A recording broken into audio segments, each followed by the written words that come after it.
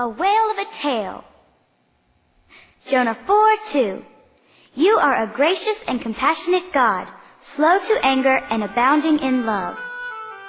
One day the Lord spoke to Jonah the prophet. Go to the city of Nineveh and tell them that God has seen their wickedness, and they must stop sinning. But Jonah didn't want to go, so he decided to run away from the Lord. He boarded a sailing ship bound for Tarshish. But the Lord knows where we are every single moment. He knew Jonah had disobeyed his command, so he sent a violent storm over the sea. The wind roared and the waves crashed against the ship. The sailors were so afraid, they began to pray to their false gods. They even threw the ship's cargo into the sea to make it float better. But where was Jonah? He had gone below deck where he lay fast asleep. When the captain found Jonah sleeping, he shouted, "How can you sleep when we are about to be drowned? Get up and pray that your God will save us." The other sailors began to think that Jonah was somehow responsible for the storm, so they asked him, "Is it your fault we are in this terrible trouble? Who are you? Where are you from?" "I am a Hebrew. I worship the Lord of heaven who made the sea." "What have you done to anger him?"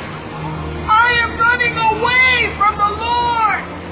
The storm is my fault." Suddenly, a giant wave crashed onto the deck as the thunder cracked louder. "What can we do to calm the raging sea?" "Throw me into the sea, and it will become calm." But the men did not want Jonah to die, so they rowed even harder. But the storm grew wilder. "Forgive us, Lord!" Then they picked Jonah up and threw him into the raging sea. Suddenly, the sea was calm. Everything was still. When this happened, all of the sailors made promises to serve the God of Jonah. But poor Jonah was sinking deeper and deeper below the waves, until a great fish swallowed Jonah whole. There he stayed for 3 days. When Jonah realized what had happened, he began to pray. "I am in deep trouble, O Lord, and yet you saved my life. Hear my song of thanksgiving." As Jonah continued to pray, the giant fish was swimming toward dry land, where it spit Jonah out. The Lord spoke to Jonah for the second time. Go to Nineveh and proclaim my message of salvation. This time, Jonah went straight to Nineveh. For 3 days, Jonah told everyone in Nineveh, "Repent, or God will destroy this city in 40 days." When the people heard Jonah's voice, they knew he was preaching the truth. All of Nineveh believed God and declared a citywide day of prayer and fasting. They turned from their evil ways and blessed the God of Jonah. God was pleased with the people of Nineveh. But Jonah did not like these people who were from a different culture than his. They were the very same people who had done terrible things to the Hebrews years before. "This is why I didn't want to obey you. I knew you would bless these people, and I don't want to see them happy." How can you be so selfish? But Jonah went away to a place outside the city. There he built a hut and watched what would happen to Nineveh. God caused a huge vine to grow up over the hut to provide shade for Jonah. Jonah was very happy. But then at sunrise, God allowed a worm to destroy the vine. When the scorching hot sun rose in the morning, Jonah was miserable. Jonah lashed out at God. "It would be better if you just let me die." Do you have the right to be angry about the vine dying? "Yes, I do. I'm so hot." How selfish you are.